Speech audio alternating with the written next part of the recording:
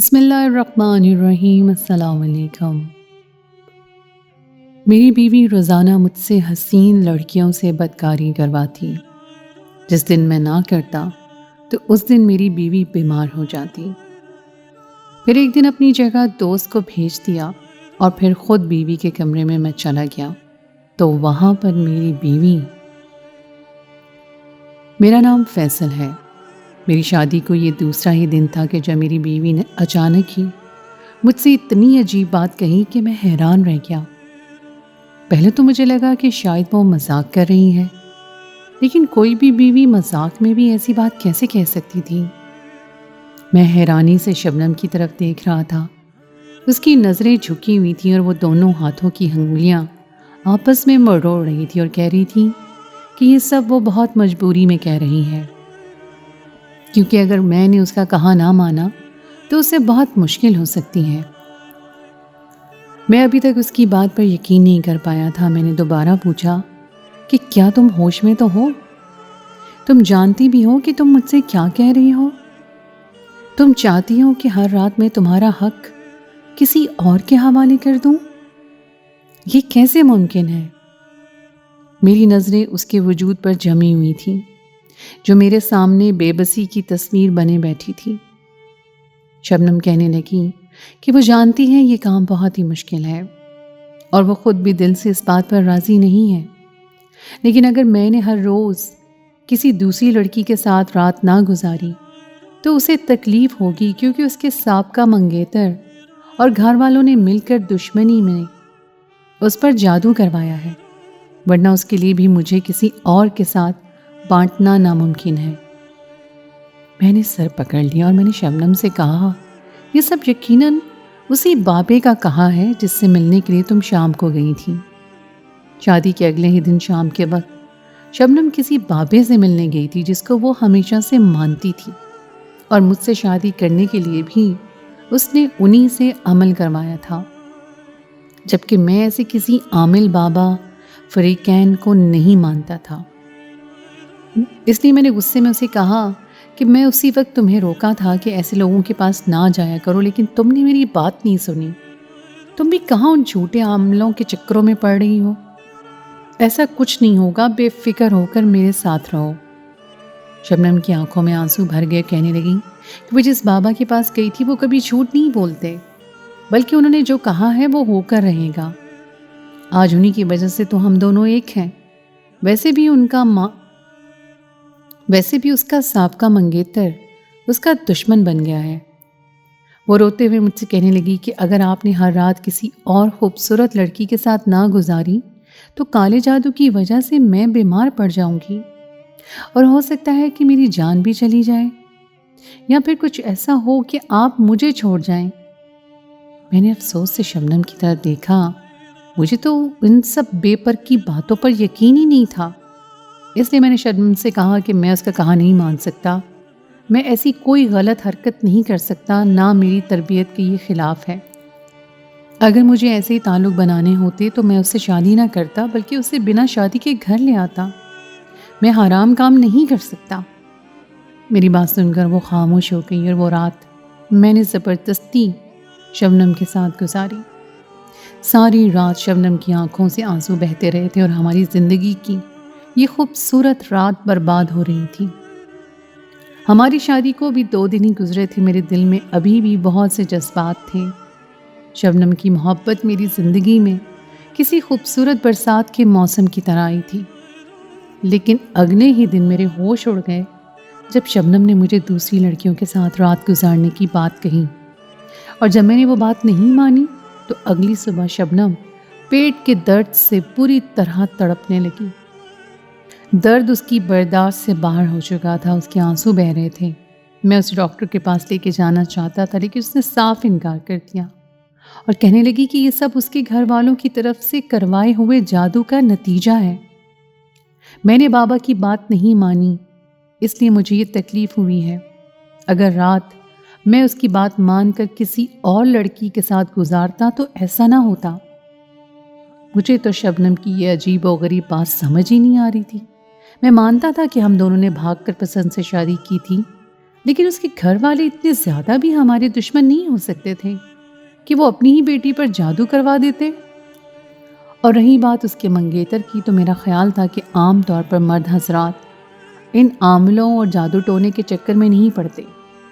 میری نظر میں تو یہ ساری خرافات عورتوں میں پائی جاتی ہیں، لیکن شبنم کو یقین تھا کہ یہ سب اس کے گھر والوں اور منگیتر کا ہی کیا دھرا ہے، اور یہ بات اسی عامل بابا نے شبنم کے ذہن میں ڈالی تھی۔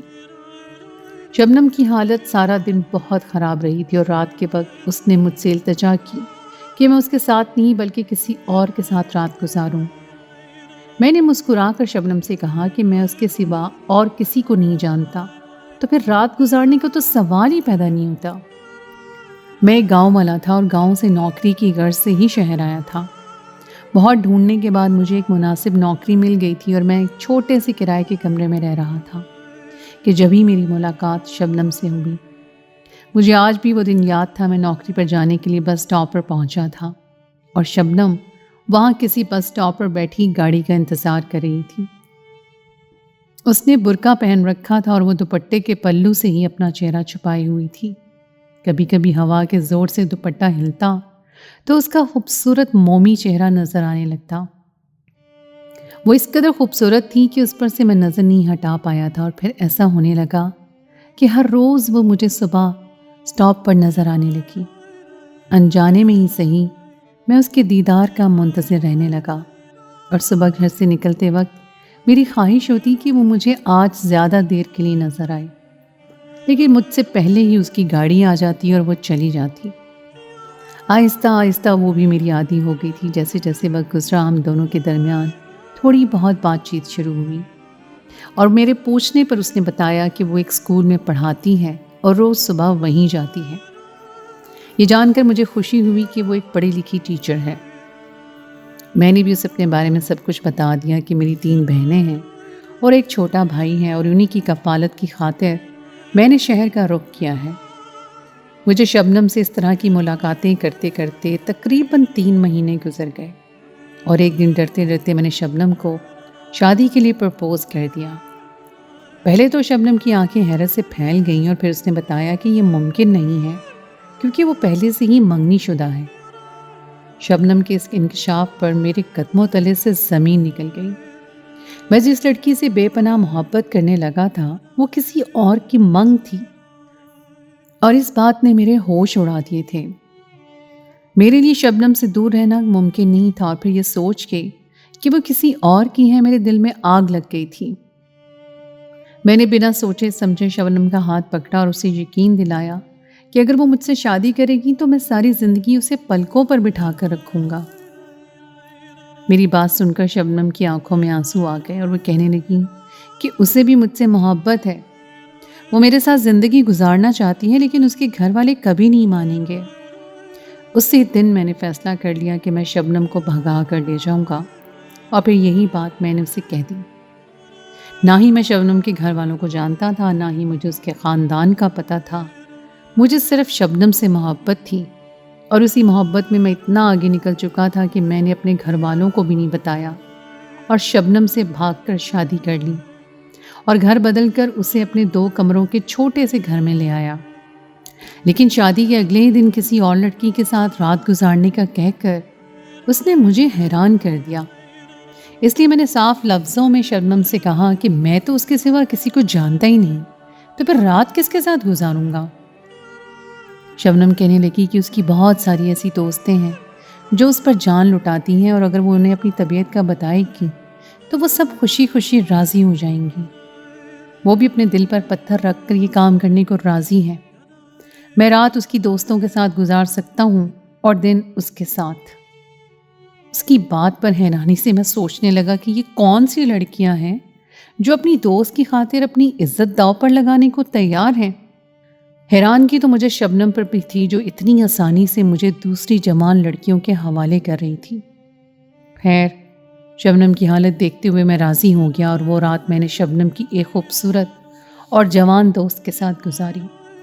اس رات یہ دیکھ کر مجھے مزید حیرانی ہوئی کہ وہ لڑکی نہ ہی مجھ سے شرمائی تھی اور نہ ہی اس میں کوئی جھجک تھی، بلکہ وہ تو اس طرح میرے پاس چلی آئی تھی جیسے وہ خود ہی یہی چاہتی ہو۔ शबनम मेरी ज़िंदगी में आने वाली पहली लड़की थी और ये लड़की दूसरी। और फिर ये सिलसिला यही नहीं रुका, बल्कि हर रात ही शबनम किसी न किसी लड़की को मेरे पास भेज देती और रात में उसके साथ गुजार देता। सुबह मैं दफ्तर चला जाता और शाम को लौटता तो शबनम अपनी मोहब्बत मुझ पर इस तरह नछावर करती कि मैं रात वाली लड़की को भूल जाता। एक हफ्ता ही गुजरा था कि मेरी तबीयत ख़राब रहने लगी। मैं पूरे एक हफ्ते से सही तरह सो नहीं पाया था। सारी रात मैं गैर लड़कियों की कुर्बत में अपने जज्बात लुटा रहा था और दिन को दफ्तर चला जाता। शाम को शबनम मुझे सोने ना देती और इस तरह मेरी तबीयत बहुत ज़्यादा बिगड़ गई थी। अलबत्ता शबनम की मोहब्बत में मेरे लिए कोई कमी नहीं आई थी। वो पहली रात की तरह हर शाम मुझ पर अपनी मोहब्बत लुटाती और इस बात का इजहार करती कि हर रात उस पर किसी क़यामत की तरह गुजरती है। वो मेरे लिए बहुत तड़पती है और उससे ये बात बर्दाश्त नहीं होती कि मैं किसी और के साथ हूँ। उसकी आंखों का दर्द जानकर मैंने उसको साफ इनकार कर दिया कि अब मैं मज़ीद ये काम नहीं कर सकता। और सच तो ये था कि मेरा ज़मीर भी मुझे अंदर ही अंदर कचौके लगा रहा था। लेकिन शबनम कहने लगी कि मैंने ऐसा ना किया तो उसकी तबीयत फिर ख़राब हो जाएगी। मैंने गुस्से में शबनम से कहा कि तुम वहम ना करो और सुकून से मेरे साथ सो जाओ। वो रात मैंने शबनम के साथ गुजार दी, लेकिन अगली सुबह जब मेरी आँख खुली तो शबनम ज़मीन पर दर्द से लौट रही थी।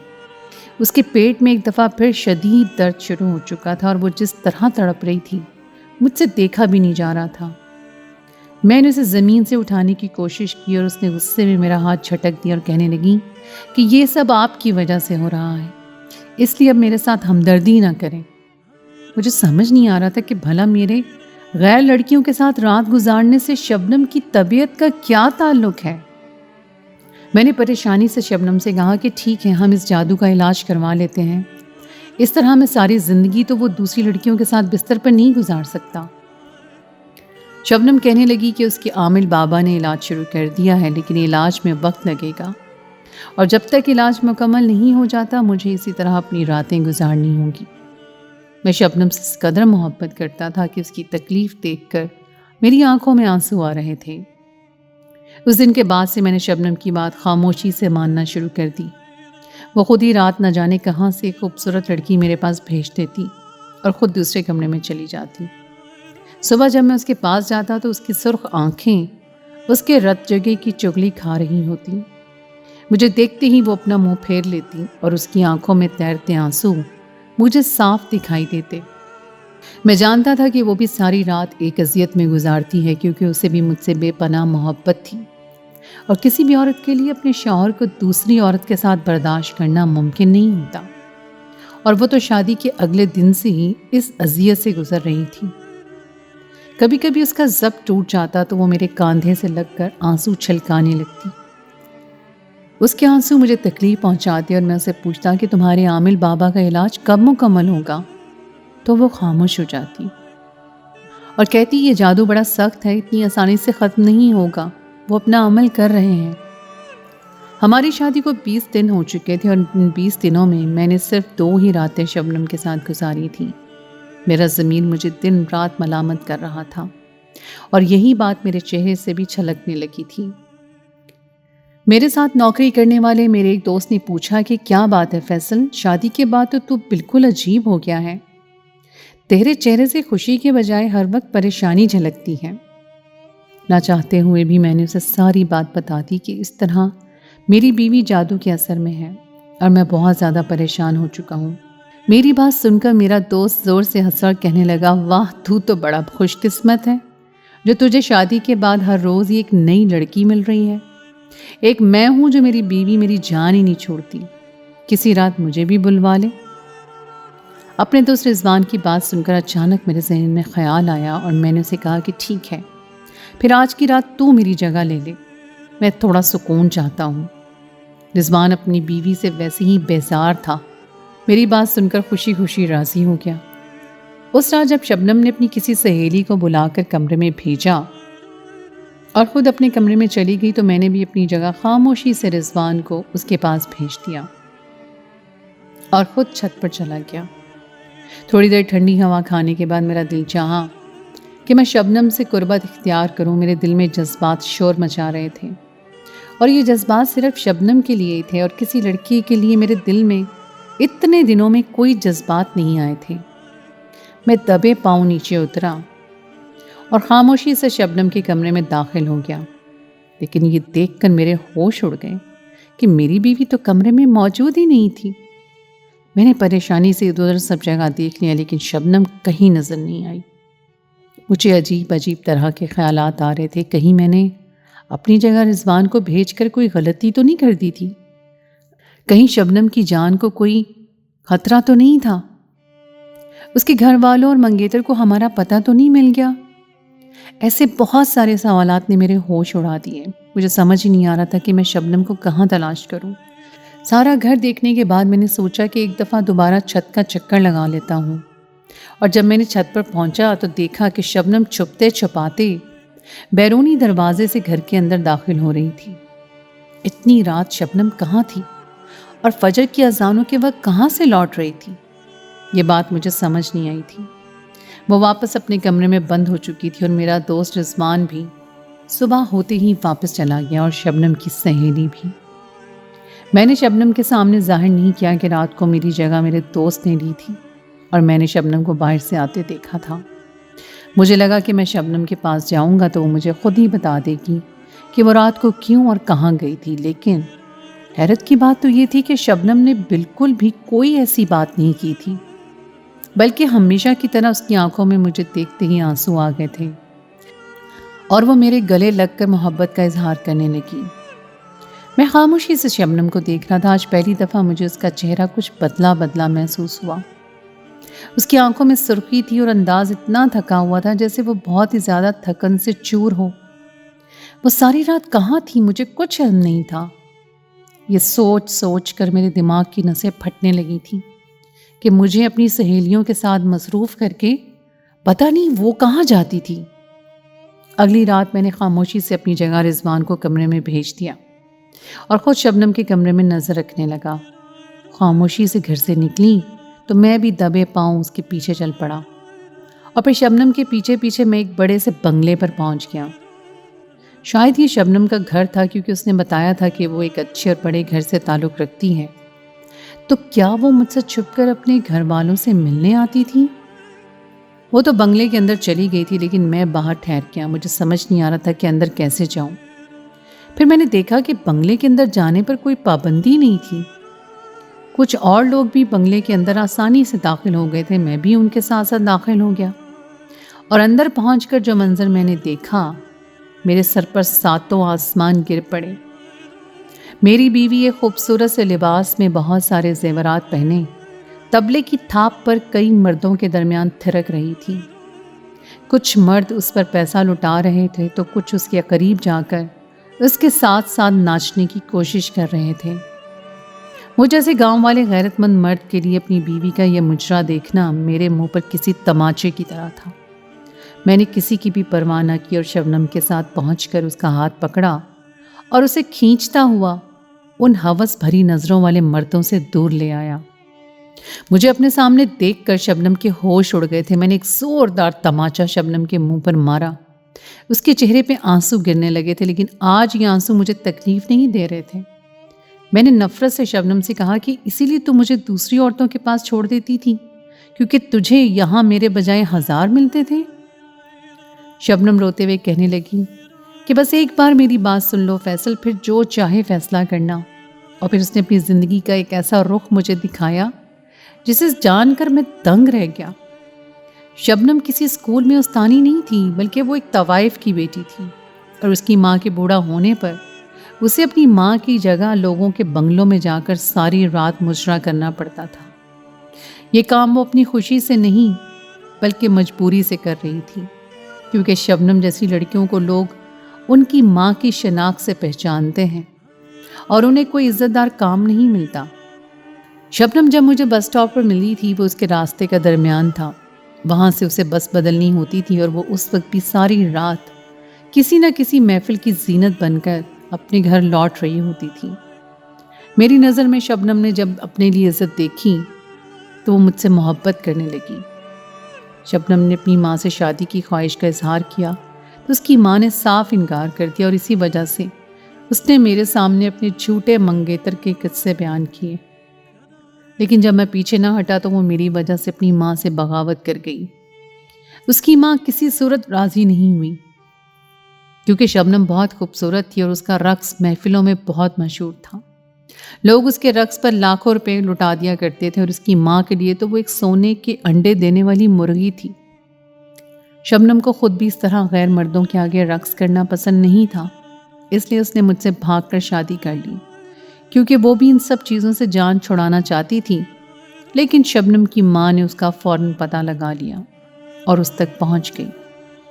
عامل بابا کے نام پر شبنم اپنی ماں سے ملنے کے لیے گئی تھی، اور اس کی ماں نے شرط رکھی تھی کہ اگر وہ ہر رات پہلے کی طرح اپنی ماں کو پیسے کما کر دے گی تو وہ اس کا راز رکھیں گی اور اسے میرے ساتھ زندگی گزارنے کی اجازت دیں گی، اور اگر شبنم نہ مانی تو اس کی ماں مجھے اس کی حقیقت بتا دے گی۔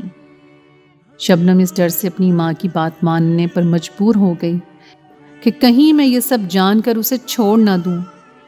وہ مجھ سے الگ نہیں ہونا چاہتی تھی۔ اس کی ماں خود ہی روزانہ اپنے کوٹھے سے میرے لیے الگ الگ لڑکیاں بھیجنے لگی، جو شبنم کی طرح زیادہ پیسے نہیں کما سکتی تھی۔ نہ چاہتے ہوئے بھی شبنم کو وہ سب کرنا پڑ رہا تھا جس سے اسے نفرت تھی، اور ساتھ ہی ساتھ اسے مجھے کسی اور کے ساتھ بانٹنے کا دکھ بھی اٹھانا پڑ رہا تھا۔ شبنم روتے ہوئے کہہ رہی تھی کہ کوئی انسان اپنی مرضی سے کسی کے گھر پیدا نہیں ہوتا، یہ سب تو قدرت کے کھیل ہیں۔ کوئی غریب کے گھر جنم لیتا ہے تو کوئی امیر کے گھر پیدا ہوتا ہے۔ اسی طرح وہ بھی ایک طوائف کے گھر پیدا ہو گئی، اور نہ چاہتے ہوئے بھی اسے اس گندگی میں اترنا پڑا۔